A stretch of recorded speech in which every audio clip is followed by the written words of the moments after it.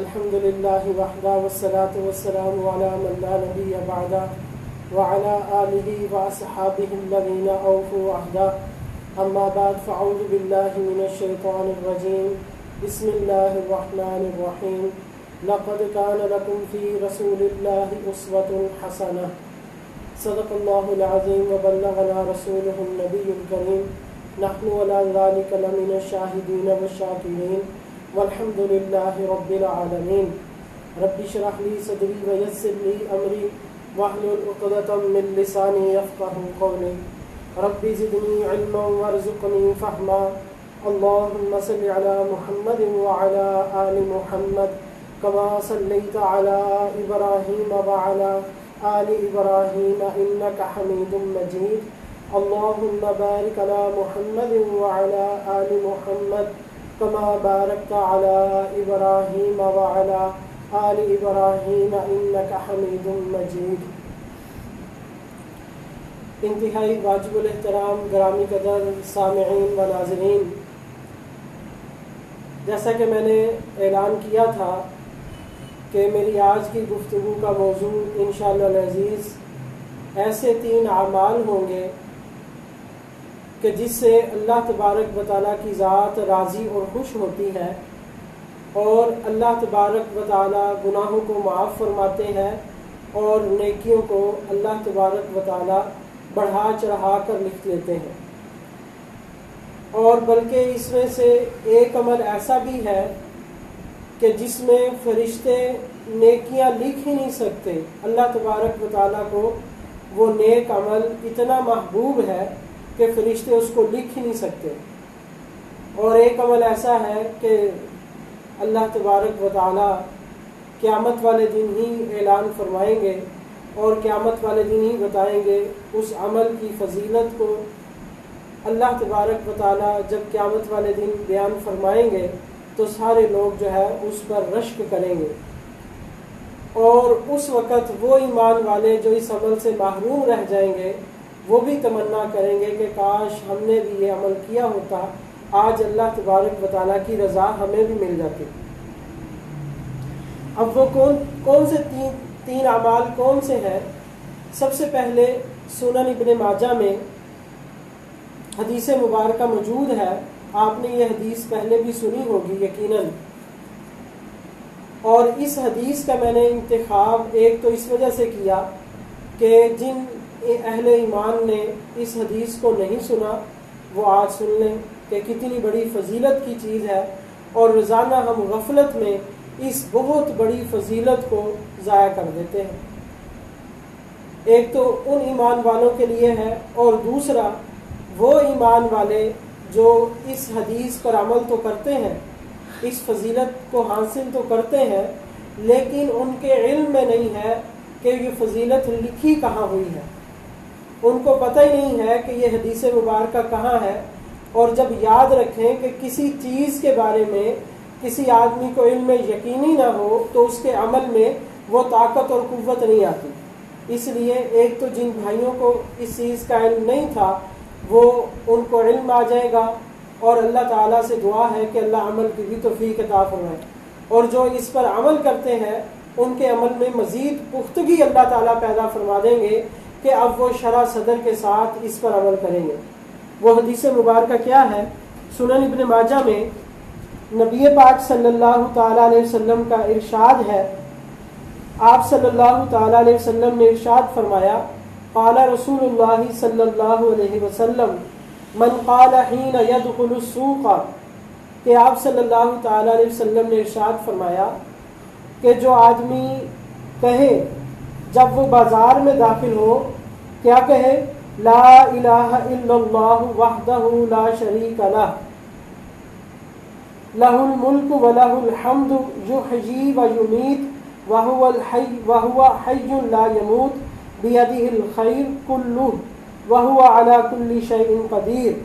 جو آدمی ان الفاظ کو پڑھے گا، جس کو ہم اپنی اصطلاح میں چوتھا کلمہ بھی کہہ دیتے ہیں، تو بہرحال جو آدمی آپ صلی اللہ علیہ وسلم نے ارشاد فرمایا بازار میں جائے اور ان کلمات کو پڑھے، کتب اللہ لہ الف الف حسنہ، تو اللہ تبارک و تعالیٰ اس کے لیے 10 لاکھ نیکیاں لکھتے ہیں، وَمَحَا عَنْهُ أَلْفَ أَلْفَ سَيِّئَةٍ، اور اس کے 10 لاکھ گناہوں کو معاف فرما دیتے ہیں، وَبَنَا لَهُ بَيْتًا فِي الْجَنَّةِ، اور اس کے لیے جنت میں ایک گھر بنا دیتے ہیں۔ سبحان اللہ، یعنی کتنی بڑی فضیلت ہے کہ صرف 1-2 نیکی نہیں بلکہ 10 لاکھ نیکیاں اللہ تعالیٰ عطا فرماتے ہیں۔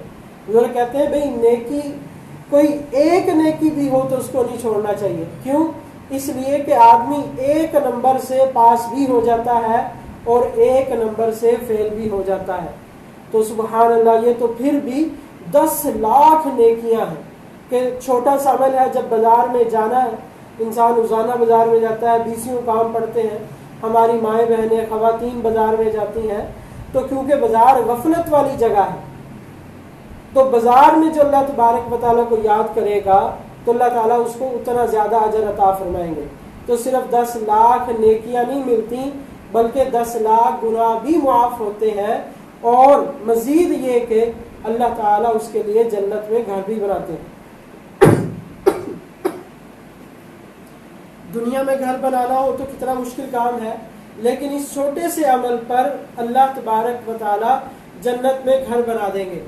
اور گھر بنانے کا مطلب علماء نے لکھا ہے کہ جب اللہ تعالیٰ اس کے لیے جنت میں گھر بنائیں گے تو اس کو جنت میں جانے کی توفیق بھی عطا فرمائیں گے، اور اللہ تعالیٰ اس کو جنت میں داخل بھی فرمائیں گے، کیونکہ اللہ تعالیٰ نے اس کے لیے جنت میں گھر جو بنا دیا ہے۔ تو ایک فضیلت والی چیز یہ تھی کہ اس کو ہم جو ہے وہ اپنی زندگی کا معمول بنا لیں کہ جب بھی بازار میں داخل ہو تو یہ کلمہ جو ہے وہ ہماری زبان پر جاری اور ساری ہے۔ اور اصل بات یہ ہے کہ ہر آن ہر گھڑی اللہ تبارک و تعالیٰ کو یاد رکھنا، اللہ تعالیٰ کا ذکر کرنا۔ فَاذْكُرُونِي أَذْكُرْكُمْ، اللہ تعالیٰ فرما رہے ہیں کہ تم مجھے یاد کرو، میرا ذکر کرو، میں تمہارا ذکر کروں گا۔ علماء نے لکھا ہے ویسے تو ذکر کی سب سے بڑی فضیلت یہ ہے کہ جب بندہ اللہ کو یاد کرتا ہے تو اللہ بھی اس بندے کو یاد کرتے ہیں۔ تو یہ ذکر کی ایک بہت بڑی فضیلت ہے کہ بندہ جو ہے وہ کتنا گنہگار ہے، اور بندہ جو ہے اس قابل اللہ تعالیٰ اس کو بنا دیتے ہیں کہ اللہ تبارک و تعالیٰ اس کا ذکر خیر فرماتے ہیں۔ اور پھر اس کے بعد جو ہے ایک حدیث مبارکہ بہت ہی بڑی فضیلت والی چیز ہے کہ حدیث پاک میں آتا ہے، نبی پاک صلی اللہ تعالیٰ علیہ وسلم نے ایک شخص کے بارے میں بات بیان فرمائی، ان عبد من عباد اللہ، کہ اللہ کا ایک بندہ تھا، اس نے کہا یا ربی لک الحمد کما ینبغی لجلال وجہک ولعظیم سلطانک۔ اس نے یہ الفاظ پڑھے۔ نبی پاک صلی اللہ تعالیٰ علیہ وسلم نے ارشاد فرمایا کہ ایک اللہ کے بندے نے اللہ تبارک و تعالیٰ کی تعریف ان الفاظ میں کہی۔ کیا الفاظ تھے؟ یا ربی لک الحمد کما ینبغی لجلال وجہک ولعظیم سلطانک۔ جب اس نے یہ الفاظ اپنی زبان سے نکالے تو 2 فرشتے جو ہے اس کی طرف لپکے کہ جو ہے وہ ان کلمات کو لکھیں، ان کلمات کے ثواب کو لکھیں۔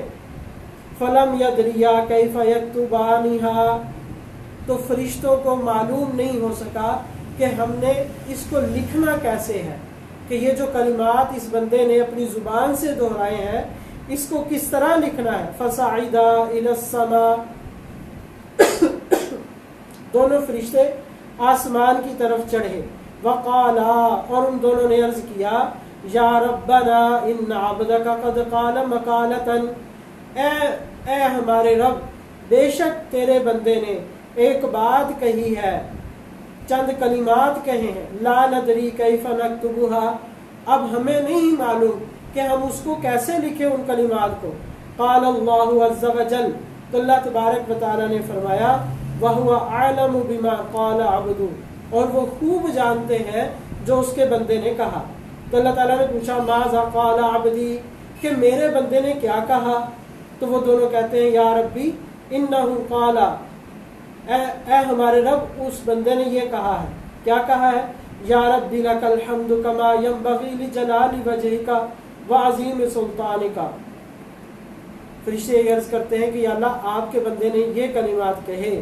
آگے اللہ تعالیٰ فرماتے ہیں فقال اللہ تعالیٰ نے فرمایا لہما ان دونوں فرشتوں سے اکتباہا کہ تم ان کلمات کو لکھ لو کما قال عبدی جیسے میرے بندے نے کہا ویسے ہی تم ان کلمات کو لکھ دو حتی یلقانی فاجزیہ بہا یہاں تک کہ وہ بندہ مجھ کو ملے گا تو میں اس کا بدلہ اس کو عطا کروں گا.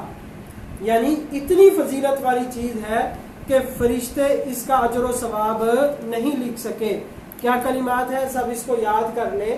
میں انشاءاللہ العزیز یہ جو دونوں کلمات ہیں یہ انشاءاللہ میں اس پر شیئر بھی کر دوں گا پوسٹ کے نیچے اس کو عربی میں تاکہ جو ہے کسی نے اس کو یاد کرنا ہو تو وہ اس کو یاد کر لیں. یا ربی لک الحمد کما ینبغی لجلال وجہک وعظیم سلطانک. تو فرشتے کہتے ہیں یا اللہ اب ہم اس کو نہیں لکھ سکتے. تو اللہ تعالیٰ فرماتے ہیں تم اس کو لکھ بھی نہیں سکتے, تم ان کلمات کو لکھ لو. اس بندے نے میری شان کے مطابق میری تعریف کی ہے اور کل قیامت والے دن میں اس کو اپنی شان کے مطابق اجر عطا فرماؤں گا. تو دیکھیں کتنے مختصر سے الفاظ ہیں اور اس کا اجر اتنا زیادہ کہ فرشتوں کے بس میں نہیں ہے کہ اس کو لکھ سکے. پھر تیسرا عمل جو آج کے دن بتانا ہے بہت ہی زبردست عمل ہے. ایسا عمل ہے کہ شاید آپ نے یہ پہلے نہیں سنا ہوگا. یہ حسن حسین کتاب ہے. اس کتاب میں یہ روایت مسند احمد کے حوالے سے انہوں نے نقل فرمائی ہے. روایت کیا ہے کہ نبی پاک صلی اللہ تعالی علیہ وسلم نے ارشاد فرمایا کہ جو آدمی ان کلمات کو پڑھتا ہے, جو آدمی ان کلمات کو پڑھتا ہے تو اس کی کیا فضیلت ہے. وہ پہلے کلمات پڑھتا ہوں, اگر ممکن ہو تو آپ جو ہے وہ میرے ساتھ ان کلمات کو دہرا لیں. اللہم رب السماوات والارض عالم الغیب والشہادت انی اعہد الیک فی ہذہ الحیاۃ الدنیا انی اشہد ان لا الہ الا انت وحدک لا شریک لک وان محمدا عبدک ورسولک فانک ان تکلنی الی نفسی تقربنی من الشر وتباعدنی من الخیر وانی ان اثق الا برحمتک فاجعل لی عندک عہدا توفینیہ یوم القیامہ انک لا تخلف المیعاد. یہ کلمات اس کا ترجمہ اور خلاصہ یہ ہے کہ اس میں وہ اللہ تعالیٰ کی تعریف بیان کی جا رہی ہے کہ اللہ تو زمین اور آسمان کا جو ہے وہ پوشیدہ باتوں کو جاننے والا ہے, تو رب ہے. میں اس بات کی گواہی دیتا ہوں کہ تو اکیلا ہے, تیرا کوئی شریک نہیں, اور محمد صلی اللہ علیہ وسلم تیرے بندے اور تیرے رسول ہے. یا اللہ تو مجھے میرے نفس کے حوالے نہ کرنا. اگر تو مجھے میرے نفس کے حوالے کرے گا تو اس کا مطلب یہ ہے کہ تو نے مجھے شر کے قریب کر دیا اور خیر سے دور کر دیا. یا اللہ تو ایسا نہ کر, مجھے اپنے نفس پر اعتماد نہیں ہے. یا اللہ تو مجھے اپنی رحمت کے صدقے مجھے میرے نفس کے حوالے مت کر. پس تو بنا لے میرے لیے اپنے پاس ایک عہد کہ تو اس کو قیامت والے دن پورا کرے گا, بے شک تو وعدے کے خلاف نہیں کرتا. تو آپ صلی اللہ تعالی علیہ وسلم نے ارشاد فرمایا کہ جو بندہ ان کلمات کو کہتا ہے تو قیامت والے دن اللہ تعالیٰ فرشتوں سے اللہ تعالیٰ فرمائیں گے کہ میرے بندے نے مجھ سے ایک عہد کر رکھا تھا, چنانچہ میں آج اس کو پورا کرنا چاہتا ہوں. وہ عہد کیا ہے؟ اللہ تعالیٰ فرمائیں گے میرے اس بندے کو جنت میں داخل کر دو, میرے اس بندے کو جنت میں داخل کر دو. کس بندے کو؟ جس بندے نے یہ کلمات پڑھے ہوں گے. اس لیے کم از کم زندگی میں جو ہے وہ ان کلمات کو ایک بار ضرور پڑھ لینا. بلکہ آگے حدیث میں آتا ہے حضرت قاسم بن عبد الرحمن سے کہا گیا کہ حضرت عوف رضی اللہ تعالیٰ عنہ سے اس کے بارے میں پوچھا گیا تو انہوں نے فرمایا کہ ہمارے گھر میں کوئی خاتون ایسی نہیں ہے جو ان کلمات کو نہ پڑھتی ہے.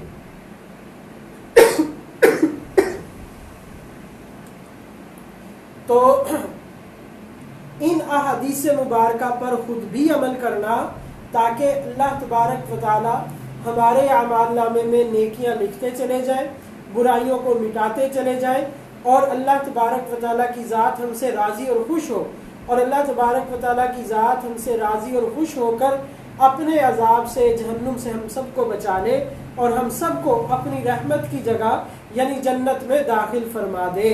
تو اس لیے ان اعمال کا کرنا انتہائی ضروری ہے، کیونکہ اللہ تعالیٰ نے وعدہ فرمایا ان الذین آمنوا وعملوا الصالحات کانت لہم جنات الفردوس نزلا، کہ جو ایمان لائے اور نیک عمل کرے گا تو اللہ تعالیٰ اس کو ضرور جنت میں داخل فرمائے گا۔